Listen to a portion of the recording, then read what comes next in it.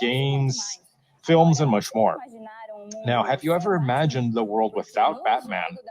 Because in Warner Bros. Games, Gotham Knights, players can play the role of Robin, Batgirl, Nightwing, or Redcap to protect the city of Gotham after Batman dies. No pressure, am I right? So let's talk to the creative director, Patrick Redding, and learn a bit more about Gotham Knights and get to know why this game is going to make everyone crazy.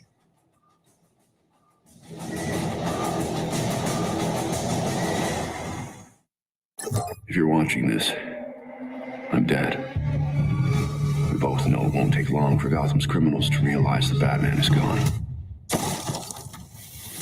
Gotham will need its protectors more than ever.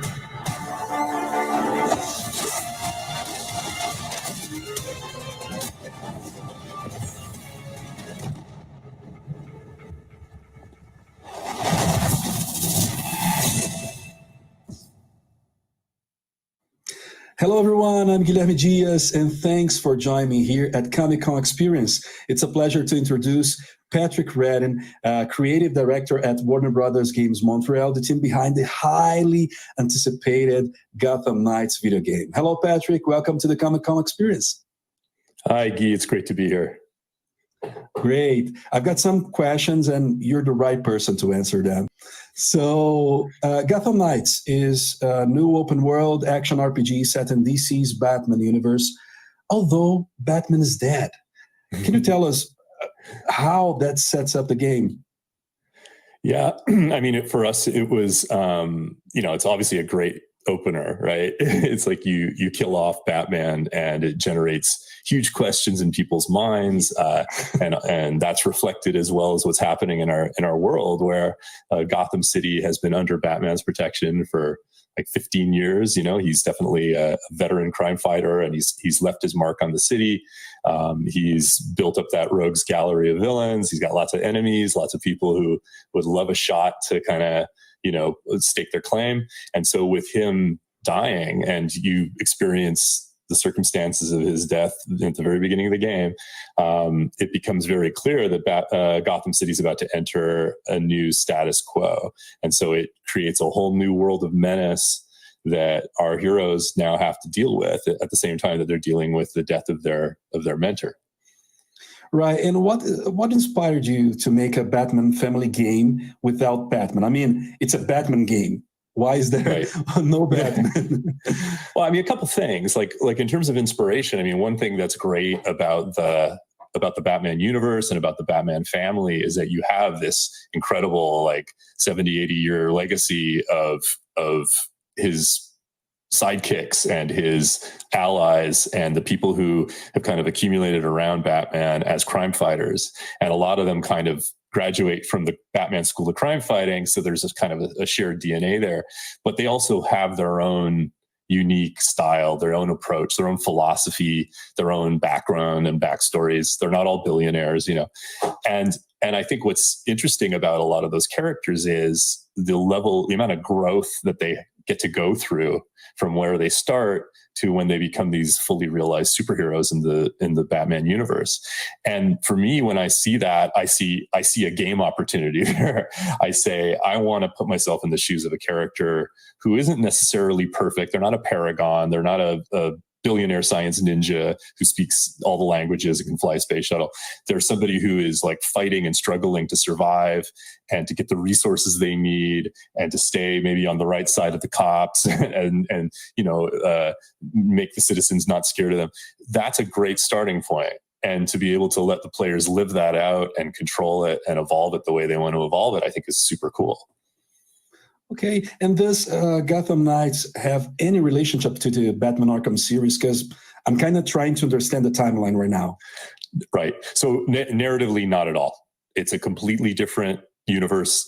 And I mean, this is one of the things that's great about playing in the sort of the DC universe bucket is that, there's room for all of these different interpretations.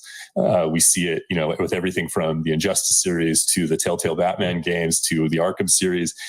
It's possible for us to take a slightly different spin on the same universe and a lot of the same characters and come up with something fresh for it.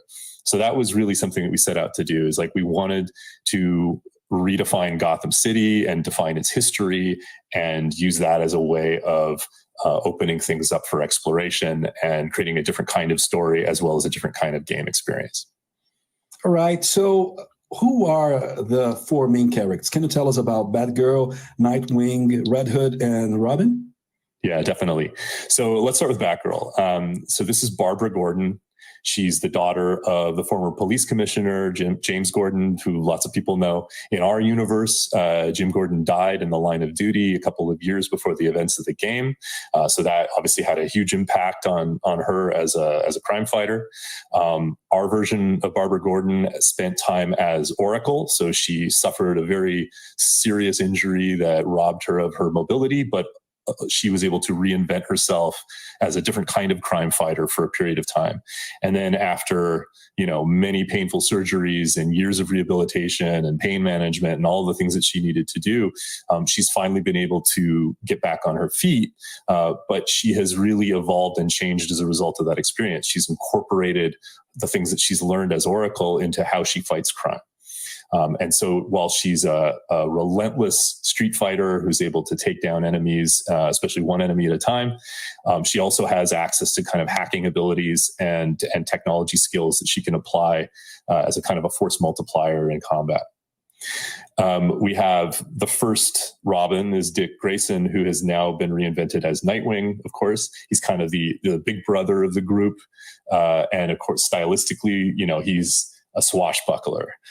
He's funny. He's a kind of flamboyant, ping-ponging fighter who can take on lots of different enemies at once and do it with flair and with a smile and with a joke.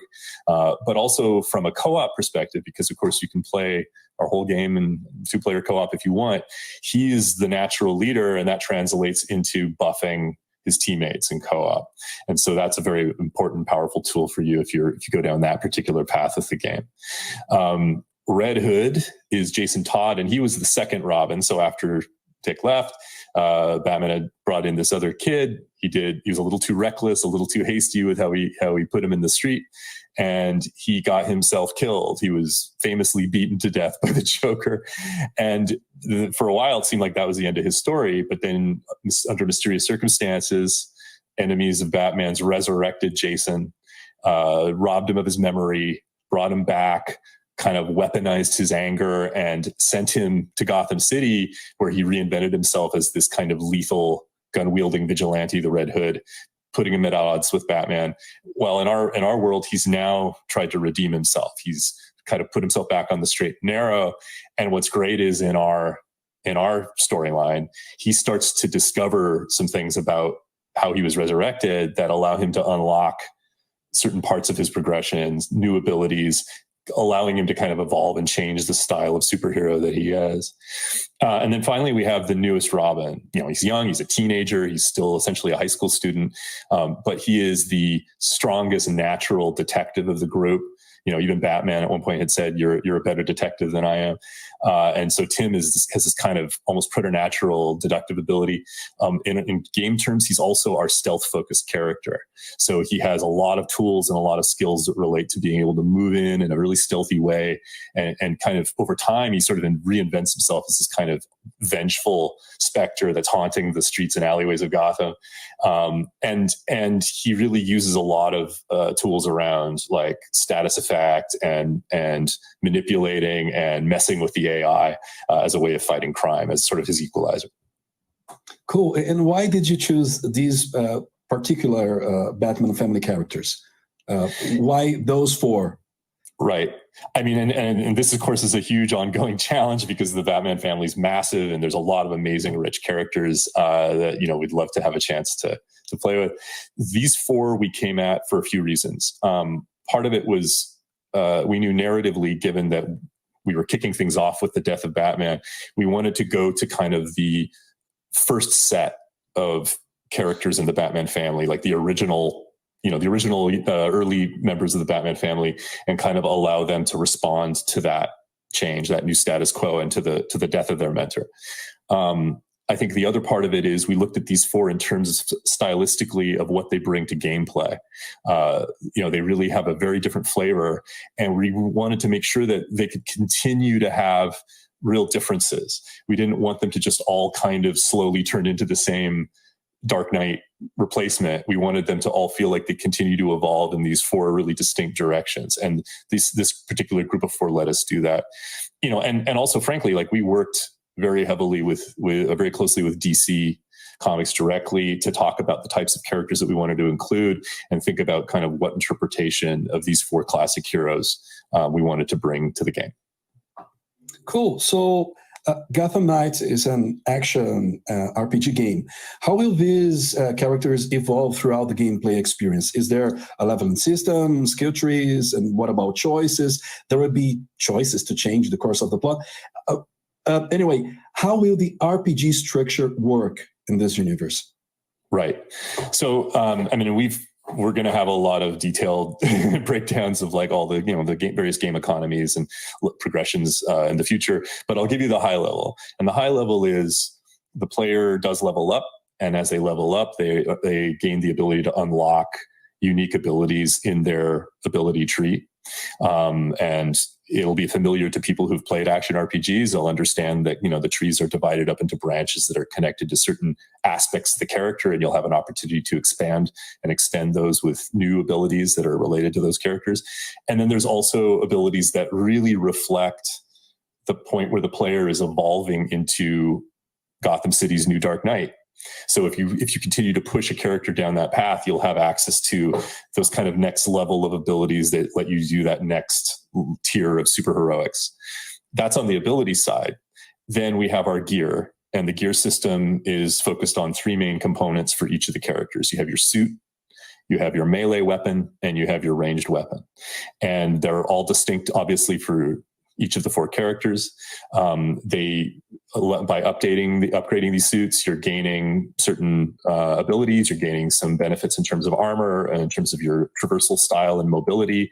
You're gaining the ability to apply certain kinds of damage types and status effects to your weapons, for example.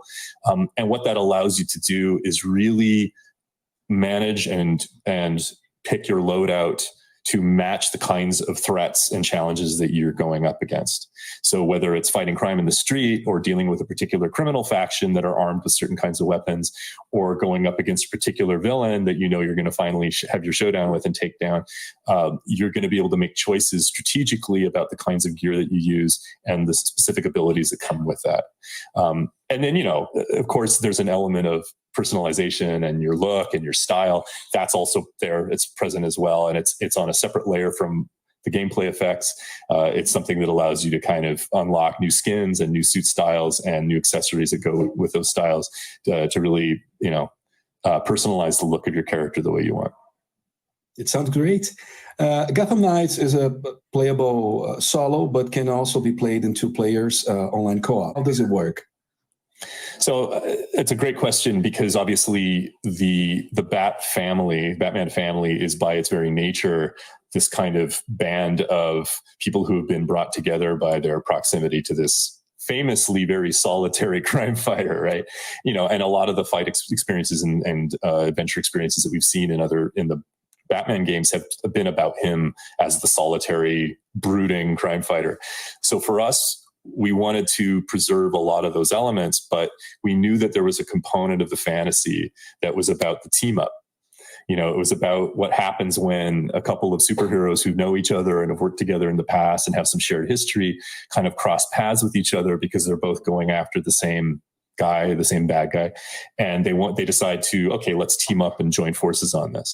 We wanted to deliver that piece of the fantasy because we felt like it was something that was new and was exciting and that people were hungry for, people who are DC fans in particular. So the way we support that is there are a number of game mechanics that are designed to have additional value when you're playing in co-op. So like if I'm tagging enemies, this is an obvious example. If my friend falls in battle, I can go and revive them. It's all the usual stuff. But then on top of that, some of my abilities end up having additional value in co-op play. They allow me to buff my teammates and provide them with benefits and kind of overclock some of their abilities. It allows me to help them out when they're dealing with enemies that maybe they have more vulnerability to.